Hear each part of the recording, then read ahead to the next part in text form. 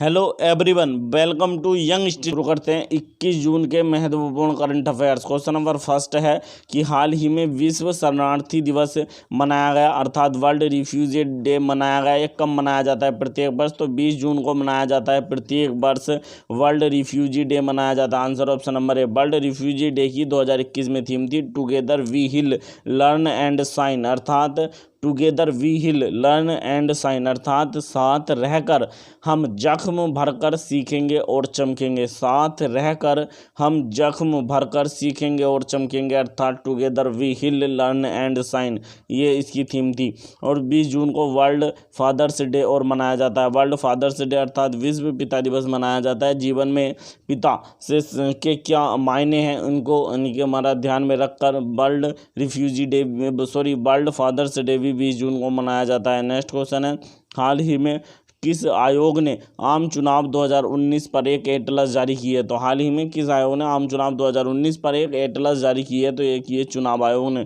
Answer option number सी, चुनाव आयोग के द्वारा ये एटलस जारी की गई आम चुनाव 2019 में जो हुए थे। 2019 में कौन से आम चुनाव हुए? तो 17वें यानी लोकसभा चुनाव हुए थे। 2019 में 17वें लोकसभा चुनाव हुए थे, उन पर एक एटलस जारी की गई है। बात आई है चुनाव आयोग की, तो चुनाव आयोग की स्थापना 25 जनवरी चुनाव आयोग की स्थापना 25 जनवरी सन 1950 को की गई थी। इसलिए 25 जनवरी को प्रत्येक वर्ष भारत में राष्ट्रीय मतदाता दिवस मनाया जाता है। नेशनल वोटर्स डे मनाया जाता है 25 जनवरी को प्रत्येक वर्ष, क्योंकि 25 जनवरी सन 1950 को जो चुनाव आयोग की स्थापना की गई थी।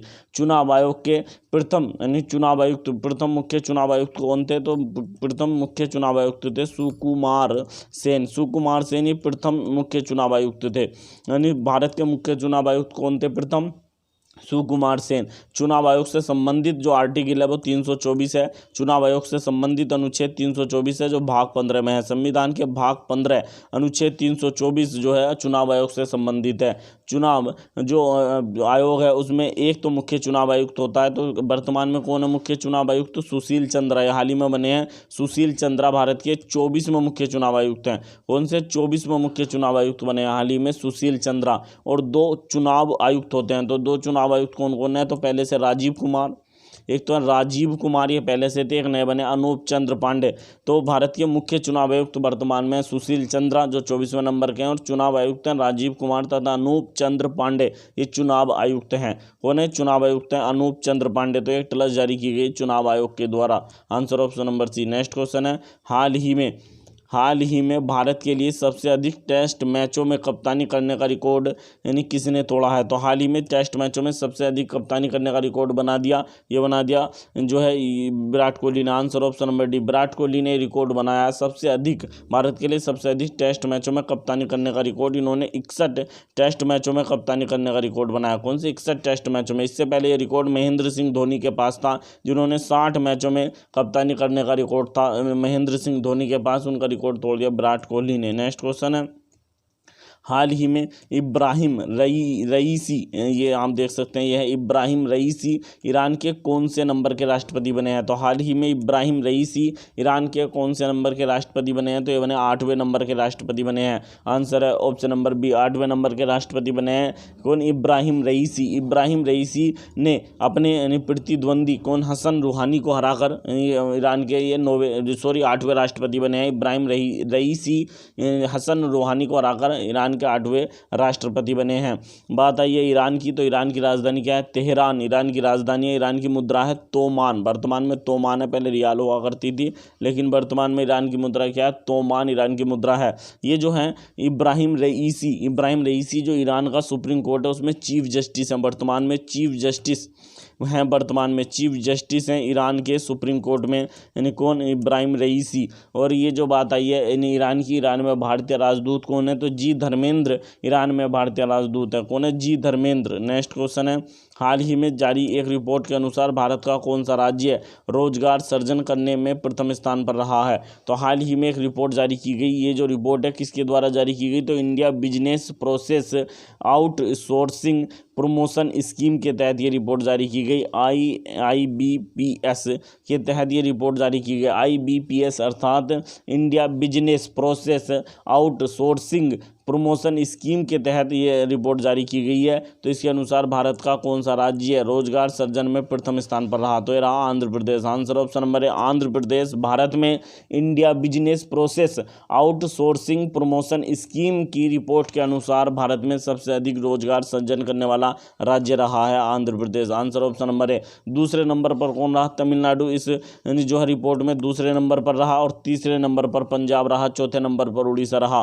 पहले नंबर पर आंध्र प्रदेश, दूसरे पर तमिलनाडु, तीसरे पर पंजाब, चौथे पर उड़ीसा रहा। बात आई आंध्र प्रदेश की, तो आंध्र प्रदेश से संबंधित कुछ फैक्ट देख लेते हैं। भारत का पहला aqua farmer call centre Andhra Pradesh के विजयवाड़ा में बना है। भारत का पहला aqua farmer call centre, aqua होता है जो जो खेती होती है वाटर में, यानी कि जैसे मछली पालन, झींगा पालन, उनसे संबंधित खेती को एक्वा कहते हैं। तो भारत का पहला aqua farmer call centre Andhra Pradesh के विजयवाड़ा में बना। आंध्र प्रदेश के मुख्यमंत्री कौन है? जगनमोहन रेड्डी, ये आंध्र प्रदेश के मुख्यमंत्री हैं। इन्हें 2021 में Skoch chief of the year चुना गया। Skoch chief of the year चुना गया आंध्र प्रदेश के मुख्यमंत्री जगनमोहन रेड्डी को। आंध्र प्रदेश के राज्यपाल कौन है? विश्व भूषण हरिचंदन, ये आंध्र प्रदेश के राज्यपाल हैं, जिन्हें कलिंग रत्न पुरस्कार 2021 से सम्मानित किया गया है। कलिंग रत्न पुरस्कार 2021 से सम्मानित किया गया आंध्र प्रदेश के राज्यपाल विश्व भूषण हरिचंदन को। आंध्र प्रदेश ने हाल ही में क्लैप नामक स्वच्छता अभियान भी चलाया था। आंध्र प्रदेश की 3 राजधानी है। आंध्र प्रदेश की कार्यकारी राजधानी अर्थात एग्जीक्यूटिव राजधानी विशाखापट्टनम है। आंध्र प्रदेश की विधायी अर्थात लेजिस्लेटिव राजधानी अमरावती है। आंध्र प्रदेश की न्यायिक अर्थात जुडिशियल राजधानी कुरनूल है। आंध्र प्रदेश दिशा नामक जो है कानून भी लाया था। आंध्र प्रदेश 1 अक्टूबर सन 1953 को भारत का राज्य बना था, और भारत का सबसे पहला राज्य था जो भाषाई आधार पर गठित किया गया था, आंध्र प्रदेश। नेक्स्ट क्वेश्चन है, हाल ही में किस संगठन ने इंटरनेशनल कार्बन प्राइज यानी फ्लोर को स्थापित करने की घोषणा की है? तो हाल ही में किस संगठन ने इंटरनेशनल कार्बन यानी price floor, international carbon price floor को स्थापित करने की घोषणा की? तो कि IMF ने। Answer option number c, IMF international monetary fund, international monetary fund ने इसकी घोषणा की है। ये अंतर्राष्ट्रीय मुद्रा कोष, आंसर ऑप्शन नंबर सी।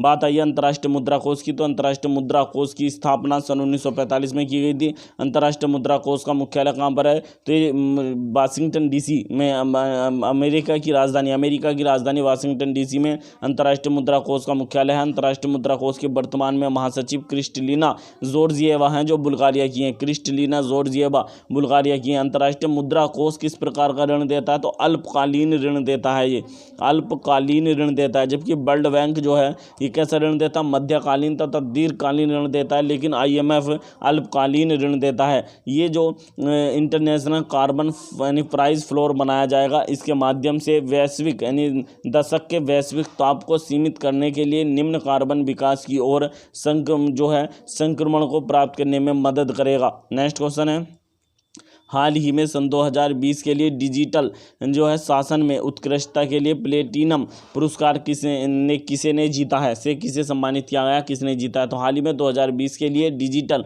शासन में उत्कृष्टता के लिए प्लेटिनम पुरस्कार से किसे सम्मानित किया गया? तो ये किया गया सर्वोच्च न्यायालय की एक समिति है। आंसर ऑप्शन नंबर बी, सर्वोच्च न्यायालय की एक समिति है जिसे ई समिति के नाम से जाना जाता है। सर्वोच्च न्यायालय की ई समिति को ये सम्मानित किया गया। Answer option number b. बात है सर्वोच्च न्यायालय की, तो वर्तमान में भारत के मुख्य वर्तमान में भारत के मुख्य न्यायाधीश कौन है? सर्वोच्च न्यायालय के सुप्रीम कोर्ट के मुख्य न्यायाधीश, उनका नाम है एन वी रमन है, और ये 48वें नंबर के मुख्य न्यायाधीश हैं भारत के, और ये आंध्र प्रदेश से हैं। नेक्स्ट क्वेश्चन है, हाल ही में किस भारतीय कलाकार जिन्होंने वेल्स में आर्टिस्ट मुंडी द्वारा दिए गए आर्टिस्ट मुंडी 9 पुरस्कार से सम्मानित किया गया? तो किस भारतीय कलाकार को वेल्स में आर्टिस्ट मुंडी द्वारा दिए गए आर्टिस्ट मुंडी 9 यानी पुरस्कार से सम्मानित किया गया? ये सम्मानित किया प्रभाकर पापू, यानी आंसर ऑप्शन नंबर ए प्रभाकर यानी 5 यानी पुते, ये थोड़ा मिस्टेक हुई है लिखने में, 5 पुते होना चाहिए, पाप चुने नहीं है यहाँ, 5 पुते यानी को सम्मानित किया गया। किसे सम्मानित किया? प्रभाकर 5 पुते को सम्मानित किया गया है, यानी कि किस आर्टिस्ट मुंडी 9 पुरस्कार से प्रभाकर 5 पुते को सम्मानित किया गया। आंसर ऑप्शन नंबर ए। नेक्स्ट क्वेश्चन है, हाल ही में टेस्ट क्रिकेट की दोनों पारियों में अर्धशतक लगाने वाली सबसे कम उम्र की महिला खिलाड़ी कौन बनी है? तो हाल ही में टेस्ट क्रिकेट की दोनों पारियों में यानी सबसे कम उम्र में अर्धशतक लगाने वाली कौन पहली खिलाड़ी बनी, महिला खिलाड़ी? ये देख सकते हैं, ये हैं भी, आप जानते हैं कौन है, तो ये हैं शेफाली वर्मा। शेफाली वर्मा ये पहली भारतीय नहीं, पहली विश्व की खिलाड़ी हैं जिन्होंने टेस्ट क्रिकेट की दोनों पारियों में अर्धशतक लगाया है। नेक्स्ट क्वेश्चन है, हाल ही में जर्मन स्थित वाय संस्था, एक जर्मनी में स्थित वाय संस्था द्वारा जारी रिपोर्ट के अनुसार 100 शहरों में रहने के लिए सबसे तनावपूर्ण शहर कौन सा चुना गया है? तो हाल ही में जर्मनी में स्थित एक संस्था है जिसका नाम है वाय, इसने एक रिपोर्ट जारी की, इसमें 100 शहरों में रहने के लिए 100 शहरों के ये रिपोर्ट जारी की गई, 100 शहर थे इसमें शामिल, उसमें रहने के लिए सबसे तनावपूर्ण शहर घोषित किया गया Mumbai. Answer option number b, Mumbai को सबसे तनावपूर्ण शहर घोषित किया गया। इस यानी रिपोर्ट में दिल्ली का स्थान 97 नंबर पर रहा दिल्ली। और सबसे कम तनावपूर्ण शहर किसे घोषित किया गया? तो सबसे अच्छा रहने योग्य शहर या सबसे कम तनावपूर्ण शहर रिक्याविक है। रिक्याविक किसकी राजधानी? तो आइसलैंड जो देश है आइसलैंड की राजधानी रिक्याविक को सबसे कम तनावपूर्ण वाला शहर घोषित किया गया। दूसरे नंबर पर बर्न रहा, बर्न स्विट्जरलैंड की राजधानी है बर्न, और पहले नंबर पर रिक्याविक सबसे कम तनावपूर्ण वाला शहर घोषित किया गया आइसलैंड की राजधानी रिक्याविक को, और दूसरे नंबर पर स्विट्जरलैंड की राजधानी बर्न रहा। सबसे अधिक तनावपूर्ण वाला शहर मुंबई है जो भारत में पड़ता है। नेक्स्ट क्वेश्चन है, हाल ही में कौन सी भारतीय आईटी कंपनी स्वस्थ, लचीला और काम का न्यायसंगत भविष्य रचने के लिए नए कार्य मानकों के लिए विश्व आर्थिक मंच भागीदारी पहल की हिस्सा बनी है? क्वेश्चन क्या कहना चाह रहा है कि कौन सी भारतीय आईटी कंपनी है जो विश्व आर्थिक मंच भागीदार पहल की हिस्सा बनी है, जो स्वस्थ, लचीला और काम का न्यायसंगत भविष्य के निर्माण में कार्य करती है संस्था विश्व आर्थिक मंच की भागीदारी? तो ये बनी है आंसर है option number c, Wipro limited. कौन है? आंसर है option number c, Wipro limited इस पहल का यानी हिस्सा बनी है विप्रो लिमिटेड। बात आई विप्रो की, तो विप्रो की स्थापना सन 1945 में किसने की थी? अजीम प्रेमजी ने की थी। विप्रो के संस्थापक थे अजीम प्रेमजी, इन्होंने 1945 में इसकी स्थापना की थी। वर्तमान में विप्रो के चेयरमैन अजीम प्रेमजी के पुत्र रिशद प्रेमजी हैं। कौन है? रिशद प्रेमजी, इनके बेटे हैं रिशद प्रेमजी जो वर्तमान में विप्रो के चेयरमैन है। विप्रो का सीईओ कौन है वर्तमान में? तो थियरी डेलापोर्ट वर्तमान में विप्रो के सीईओ हैं, और विप्रो का मुख्यालय बेंगलुरु में है। नेक्स्ट क्वेश्चन, हाल ही में किस भारतीय अमेरिकी रसायनविद को यूरोपियन इन्वेंटर अवार्ड 2021 से सम्मानित किया गया? तो हाल ही में किस भारतीय अमेरिकी रसायनविद को यूरोपियन इन्वेंटर अवार्ड 2021 से सम्मानित किया गया है? तो answer option number A, Sumita Mitra को सम्मानित किया गया है। Answer option number A, Sumita Mitra को इस पुरस्कार से सम्मानित किया गया। यह पुरस्कार दंत चिकित्सा के क्षेत्र में नैनो तकनीक का प्रयोग करने के लिए दिया गया। सुमिता मित्रा को यह पुरस्कार दंत क्षेत्र में नैनो तकनीक का उपयोग करने के लिए दिया गया। नेक्स्ट क्वेश्चन है, हाल ही में किस नगर निगम ने पुराने पेड़ों का आकलन करने और उन्हें गिरने से बचाने के लिए ट्री सर्जन नियुक्त करने की बात करी है? तो हाल ही में किस नगर निगम ने पुराने पेड़ों के आकलन करने तथा उन्हें गिरने से बचाने के लिए ट्री सर्जन नामक जो है जो व्यक्तियों को या अधिकारियों को नियुक्त करने की बात करी है? तो करिए मुंबई नगर निगम ने। Answer option number D, Mumbai नगर निगम। मुंबई महाराष्ट्र की राजधानी है। बात आई महाराष्ट्र की। महाराष्ट्र 1 मई सन 1960 को बना था। महाराष्ट्र के राज्यपाल भगत सिंह कोश्यारी और महाराष्ट्र के मुख्यमंत्री उद्धव ठाकरे हैं। भारत का पहला नगर निगम जिसने ग्रीन बॉन्ड जारी किए हैं तो वो गाजियाबाद भारत का पहला नगर निगम है जिसने ग्रीन बॉन्ड जारी किए हैं। नेक्स्ट क्वेश्चन है, हाल ही में इंडसइंड बैंक ने किस नाम से एक डिजिटल लैंडिंग प्लेटफॉर्म लॉन्च किया है? तो हाल ही में इंडसइंड बैंक ने किस नाम से एक डिजिटल लैंडिंग प्लेटफॉर्म लॉन्च किया है? इसका नाम है Indus easy credit. Answer option number b, Indus easy credit नाम से एक डिजिटल लैंडिंग प्लेटफॉर्म लॉन्च किया इंडसइंड बैंक ने। बात है इंडसइंड बैंक की, तो इंडसइंड बैंक की स्थापना सन 1994 में की गई थी। इंडसइंड बैंक का मुख्यालय मुंबई में है और इंडसइंड बैंक के वर्तमान में प्रमुख सुमन कथपालिया हैं। सुमन कथपालिया ये वर्तमान में इंडसइंड बैंक के प्रमुख है। नेक्स्ट क्वेश्चन है, हाल ही में स्नोफ्लेक द्वारा किस भारतीय कंपनी को global innovation partner of the year के रूप में चुना गया? तो हाल ही में स्नोफ्लेक एक कंपनी है जिसने global innovation partner of the year के रूप में किस भारतीय कंपनी को चुना है? तो answer option number Larsen and Toubro. Answer option number A, Larsen and Toubro नामक जो भारत की कंपनी है, बहुत बड़ी कंपनी है, इसे स्नोफ्लेक ने global innovation partner of the year के रूप में चुना है।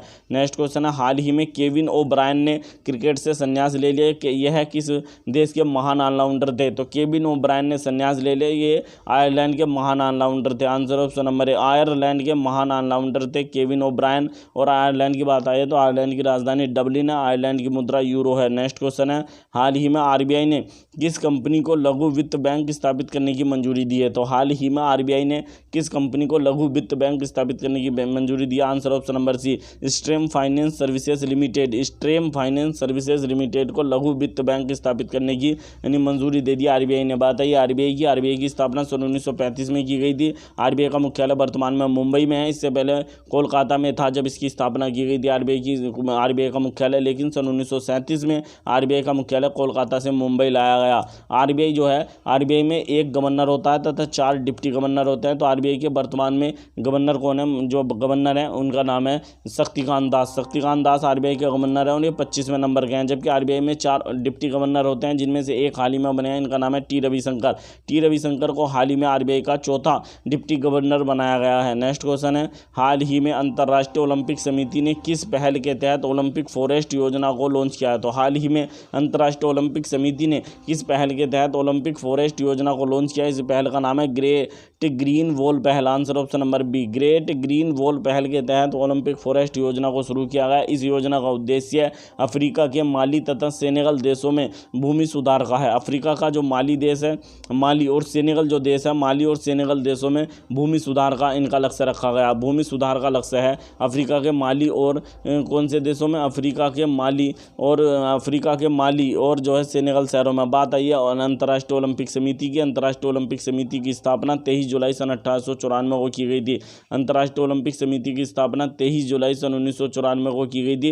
अंतर्राष्ट्रीय ओलंपिक समिति के वर्तमान में प्रमुख थॉमस बाख हैं जो जर्मनी के हैं। अंतर्राष्ट्रीय ओलंपिक समिति के वर्तमान में प्रमुख कौन है? थॉमस बाख जो जर्मनी के हैं। बात आई ओलंपिक की, तो जो 2021 में ओलंपिक हो रहे हैं वे 32वें हैं जो 2020 में होने थे, टोक्यो में हो रहे हैं। 32वें ओलंपिक कहाँ पर होंगे? टोक्यो में हो रहे हैं 2021 में। जबकि 33वें ओलंपिक कहाँ पर होंगे? 2024 में, ये पेरिस में होंगे। 33वें ओलंपिक 2024 में पेरिस में होंगे। 34वें ओलंपिक 2028 में होंगे। 34वें ओलंपिक 2028 में लॉस एंजलिस, अमेरिका के शहर लॉस एंजलिस में होंगे 34वें ओलंपिक 2028 में।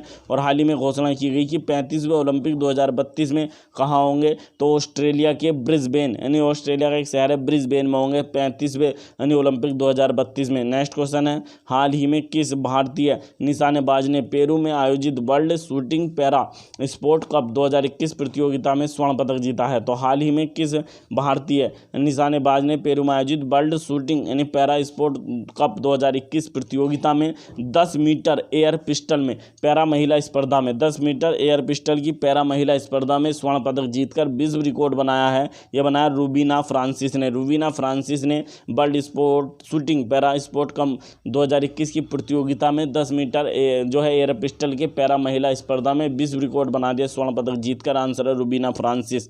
नेक्स्ट क्वेश्चन है, हाल ही में प्रसिद्ध इस्लामी विद्वान मुफ्ती फैज उल वाहिद का निधन हो गया। उन्होंने किस भाषा में सबसे पहले कुरान का अनुवाद किया था? तो हाल ही में प्रसिद्ध इस्लामी विद्वान मुफ्ती फैज उल वाहिद का निधन हो गया। उन्होंने किस भाषा में सबसे पहले कुरान का अनुवाद किया था? ये क्या था? गोजरी भाषा में। आंसर ऑप्शन नंबर एक, गोजरी भाषा। गोजरी जो है जम्मू कश्मीर की एक स्थानीय भाषा है, तो ये जम्मू कश्मीर से थे। यानी कौन थे? मुफ्ती फैज उल वाहिद। उन्होंने गोजरी भाषा में सबसे पहले कुरान का अनुवाद किया था। यदि आपको हमारी वीडियो पसंद आई है तो प्लीज़ वीडियो को अधिक से अधिक शेयर करें, अधिक से अधिक लाइक करें तथा चैनल को सब्सक्राइब करें। मिलते हैं नेक्स्ट वीडियो में। Thank you.